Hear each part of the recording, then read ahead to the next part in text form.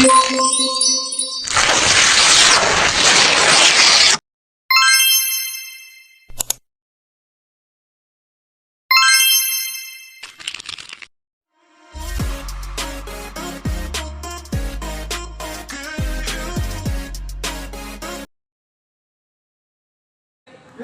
kamu melihat hewan-hewan yang sedang bergerak mencari mangsa?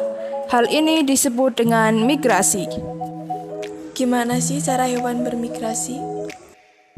Salah satu cara hewan mencari mangsa atau bermigrasi adalah dengan menggunakan prinsip kemagnetan. Pada saat migrasi, hewan tersebut tidak salah arah atau tersesat, padahal mereka tidak mempunyai GPS.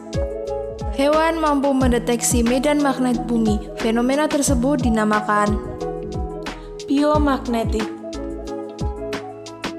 Selain itu, medan magnet bumi dapat membantu hewan dalam menentukan arah migrasi, mempermudah upaya mencari mangsa, atau menghindari musuh.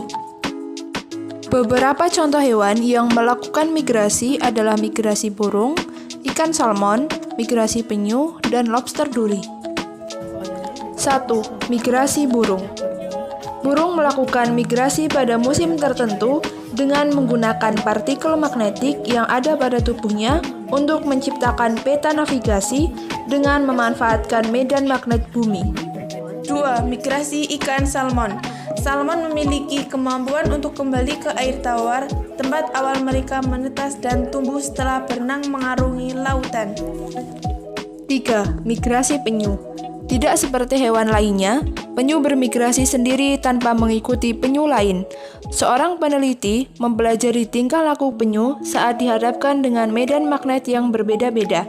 Hasil pengamatan menunjukkan bahwa penyu mengikuti jalur migrasi yang diberikan. 4. Migrasi lobster duri. Lobster duri mampu merasakan medan magnet bumi untuk membantu migrasi.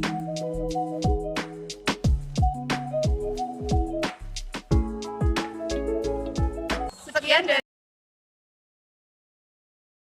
Yang dimaksud dengan magnet. Magnet adalah suatu benda yang mampu menarik benda lain di sekitarnya yang memiliki sifat khusus. Magnet sering diartikan sebagai benda dengan gejala dan sifat dapat mempengaruhi bahan tertentu yang berada di sekitarnya. Setiap magnet memiliki dua kutub, yaitu kutub utara atau N dan kutub selatan atau S.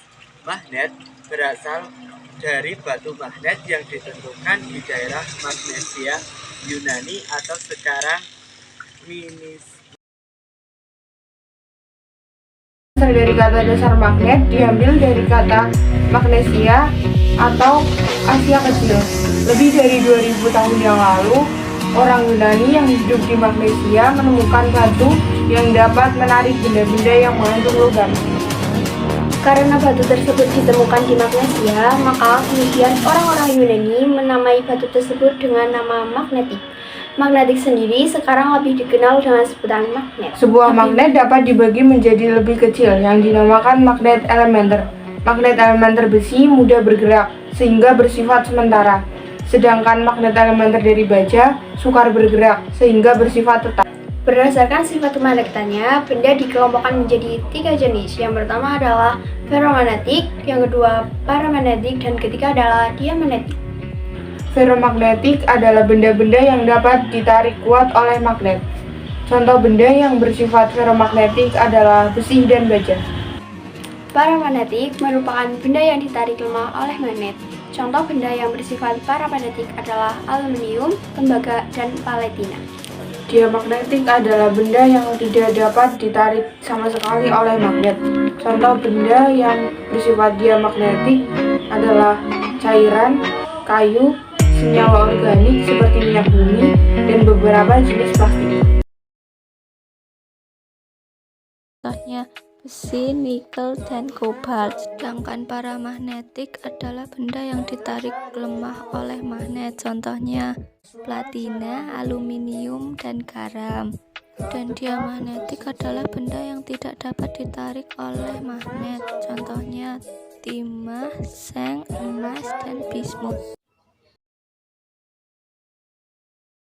Di sini saya akan menjelaskan cara yang paling mudah untuk memisahkan serbuk besi dari pasir. Apa yang dimaksud serbuk besi?